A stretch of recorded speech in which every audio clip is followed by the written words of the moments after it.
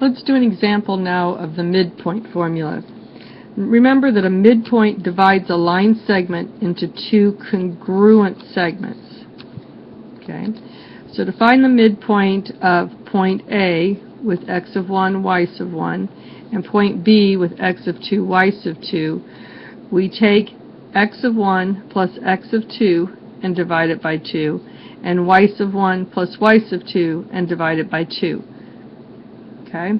Now notice again, like in the distance formula, the x of 1, y sub 1 are in the same relative position, just like the x of 2 and the y sub 2. So let's try this example.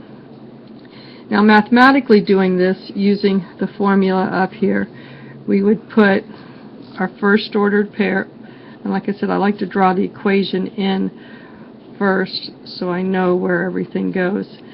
My first x value is 4, and my first y value is -1.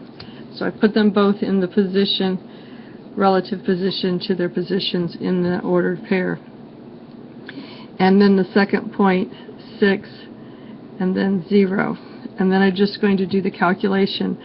4 plus 6 is 10, divided by 2 is 5. And -1 plus 0 is -1, divided by 2 is -1/2. So the midpoint of this order, of these two ordered pairs, would be the point 5, -2. Okay. Now sometimes it's easy. Another way to do it would be to put it into a t-table, where I put my x's and my y's here.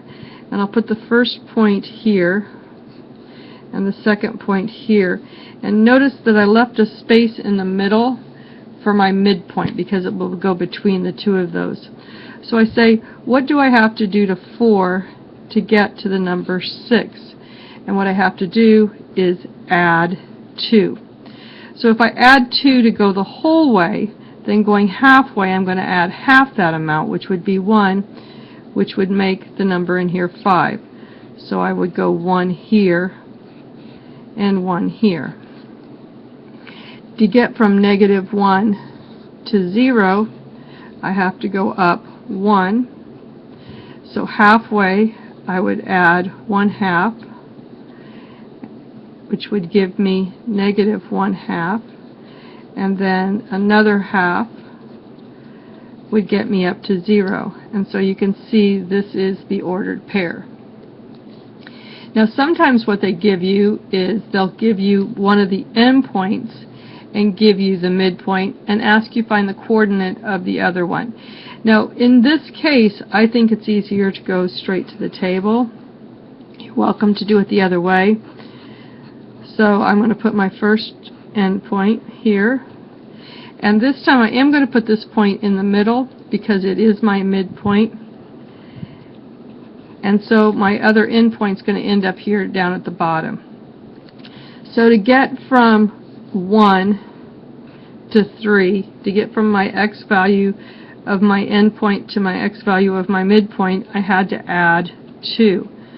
Well, the next x value is going to be that same distance away. So to get the next point, I'm going to add 2, which will make my x value here 5. On the y value, I'm going to subtract 3 from 0 to get to the midpoint. And so to get to the other endpoint, I'm going to have to subtract another 3, and -6 will be the answer. So my endpoint this time, last time we found the midpoint, this time we're finding the other endpoint, is going to be 5, -6. Okay?